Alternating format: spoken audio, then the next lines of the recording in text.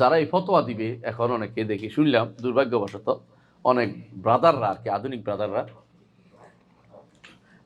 তারা বলে যে রিক্সাওয়ালার উপরে সওম ফরজ না। কথা ঠিক না। সওম আদায়ে সক্ষম হতে হবে। এটা অতিরিক্ত কেন? সক্ষমতা থাকতে হবে। সওম আদায়ে সক্ষমতা, এগুলো 5 নম্বর শর্ত। কুদরত, আল কুদরতু আলা সওম, আল কুদরতু আলা সওম, এটা কি জন্য বলা হয়েছে শোনেন তাহলে। এইটা এইটা ওদের কোনোটা ওইটার ভিতরে পড়ে না, কোনোটার ভিতরে আলাদা একটা মাসালা চলে আসবে। কেন? কারণ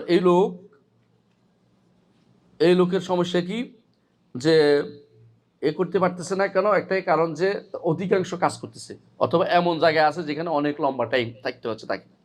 ওই যে আমরা একটু আগে বলেছিলাম যে যেখানে 22 ঘন্টা, অথবা যারা সারাদিন কাজ করে ওদের উপর সওম ফরজ, কিন্তু সমস্যা হচ্ছে কি, সে এই সময়ে রাখতে পারতেছে না, তখন তার উপর কি সওম ফরজ হবে না? অবশ্যই ফরজ হবে।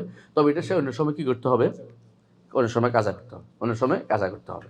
আর যারা এই ফতোয়া দিবে এখন অনেকে দেখি শুনলাম দুর্ভাগ্যবশত অনেক ব্রাদাররা আর কি, আধুনিক ব্রাদাররা, তারা বলে যে রিক্সাওয়ালার উপরে সওম ফরজ না। কথা ঠিক না। রিক্সাওয়ালার উপরে সওম ফরজ, তাকে অন্য সময়ে পোষায় নিতে হবে। যদি কোনো রাখতে না পারে অন্য সময় রাখবে, কিন্তু তাকে এটা করতে হবে, ফরজ তার উপর আছে। আরেকটা হচ্ছে, যদি সে রাখতে না পারে অসুস্থতার কারণে, আলাদা মাসালা আসছে তার জন্য।